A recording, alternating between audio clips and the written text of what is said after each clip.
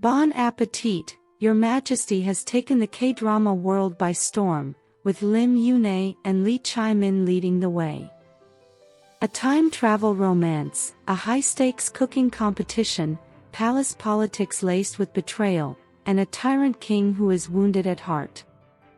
Stir them all together, and you've got a flavorful, irresistible recipe for an unforgettable drama.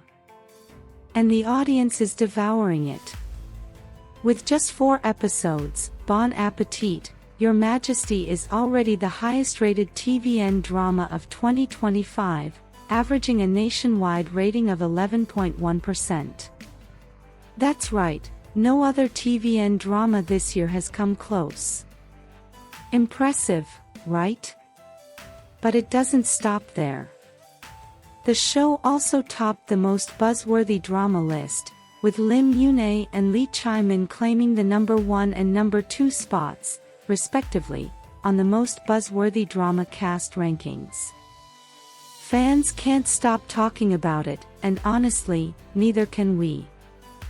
And here's the best part: stick around to the end of this video, for some juicy behind-the-scenes secrets, hidden details you might have missed, and a sneak peek into what's coming next for our time-traveling chef and the ruthless king. Beware of spoilers. Meanwhile, the ending of the last episode left the viewers excited for the next episode, as the dynamics between Ji-young and the king are bound to change after the kiss. You can tell from the shadows under Ji-young's eyes, in the preview for the next episode, that it must have been a sleepless night. And it doesn't help that the king doesn't remember what happened the night before, leaving her furious. This flusters Lee-hyun, who's confused about what he feels for Ji-young. Before we dive more into it, did you know that Park Sung-hoon was originally cast for the role of the king?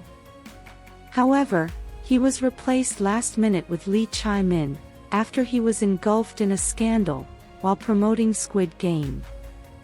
So far, ChaeMin is a pleasant surprise as King Lee-hyun, as he's holding his own alongside Lim Yoon. Meanwhile, it's become clear that Ji-young and Lee-hyun's encounter isn't coincidental but fate. They might have been tragic lovers in the past. If you recall, Ji-young time-slipped after reading The Desperate Longing of a Lover, in the book Munganrock, which also contains some traditional recipes. The writer had asked his dearly beloved to come back to his side, if she were to read the book someday. And as shown in the last episode, the king has been journaling Ji-young's strange, but delicious recipes, and also ended up naming his journal Munganrock, after Ji-young told him about it. What's more, the magical journal, which had taken Ji-young back in time, disappeared, after the king named his journal after it. This could indicate that Lee-hyun was the original writer, and the book contained his longings for Ji-young. If the book disappeared because it found its owner, it could mean that history is repeating itself. But then, King Lee-hyun is based on a true tyrannical historical ruler. So viewers must be worried about how it'll end. Spoiler alert. According to the novel, this will have a happy ending. Although Lee-hyun takes the knife and dies while protecting Ji-young, they'll meet again in the future, after Ji-young wakes up from her coma. However, the historical records of the past regarding King Lee-hyun remain unchanged, but there have been some changes to other events. Meanwhile, it seems her father knows something. Ji-young's journey to the past started because of her father's request. He knew of the book and, from what Ji-young told the king, had made some of the meals for her. Did you notice that he had seen the news about the eclipse, when he called her about the book? Also, what are the chances that she won the competition, with a meal Lee-hyun loves? Did you notice that a page was torn from the book? This time, the last page, which Ji-young had read, will be missing and will be what reunites them in the future. What's more, Mokju had ruled the palace in the past, because of Eheon's favor, and would do anything to eliminate Ji-young. As we already know, she was planted by Prince Jezin to spy on Eheon, but it seems she has grown to have real feelings for the king. Eheon acts oblivious to the happenings around him, but this couldn't be further from the truth. Did you notice how he helped Ji-young during the competition, in the last episode? When Mokju stood against her getting another ingredient, he stated that she could, but hid his favoritism by saying that she'd lose 2 arms, if she were to lose. This placated Mokju and the Queen Dowager. It also looks like he brought Ji-young to the palace with an ulterior motive, other than food. If you recall, when they first arrived at the palace, he declared that Ji-young would cling to him, and then beg for her life, but he turned slightly, as if the words were meant for Mokju. It was almost as if he intentionally wanted Mokju to be jealous of Ji-young.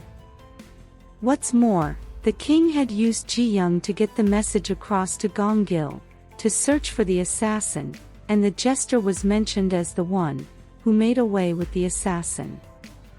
Someone doesn't want the king to know what happened to his mother, as the drafter, bearing the draft, disappears. His guard tries to find the draft and its bearer, to no avail. What's more, the king is unmarried and has Mokju as his only concubine. The other ladies with the Queen Dowager are connected to his late father, the former king, and know something about his mother's death. Eheon started to rely on Mokju over the years, as she became the only one who knew of his wounded heart, and brought him comfort during his fits. But then, as I mentioned in the last video, it looks like Mokju has been using something on the king. Meanwhile, after surprising Ji-young with a kiss while drunk, the king wakes up with a hangover and asks for Ji-young. Ji-young answers the king while hiding her lips. You can't blame her, after such an eventful night. However, this irritates the king, who asks what the matter was. Ji-young then goes on a tirade, asking if he doesn't remember what happened the previous night. This jogs the king's memory, as he remembers the kiss. He later becomes flustered, as he doesn't know if what he feels is for Ji-young's cooking or for Ji-young herself. Just like in the last episode, Ji-young's cooking skills are going to be put to the test once again, as an envoy arrives in the palace with 3 of his cooks. This leads to a competition between her and the visiting cooks. She tries to raise the morale of her team, using modern terms. The look in her eyes shows she's up to cooking up a fire and storm. This also has Mokju and Prince Jezin written all over it. After her failed attempt to make Ji-young lose an arm, Mokju declared that she'd set a trap for her. Instead of leaving the preparation of natjitsang to Ji-young, she decides to prepare it herself. Natjitsang comes after the king's physical examination, and is one of the times that Prince Jezin dines with the king. Prince Jezin looks forward to trying Ji-young's cooking during this time. This could be the reason Mokju wants to be involved. Ji-young stands her ground, and the king is surprised on receiving 2 natjitsang. Meanwhile, Gilgwem is a wonderful wild character. Ji-young must be glad to have someone completely on her side in such a strange time period. Her character might be a reference to Jang Geum of Jewel in the Palace. Jang Gwem had a strong sense of smell and taste, and is historically known as the first woman to serve as the king's royal physician. To think that Ji-young trained her. Hopefully, she gets her romance with the jester, who had saved her. As mentioned, here are some behind the scenes.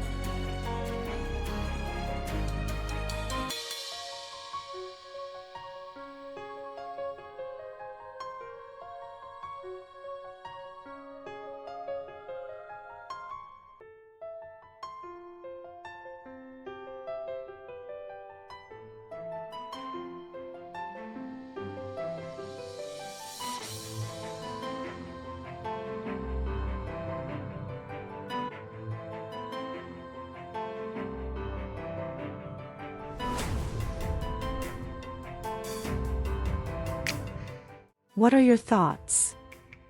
Let us know your theories and speculations in the comments section below.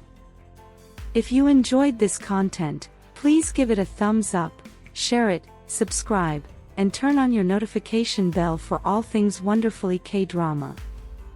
Thanks for watching, bye.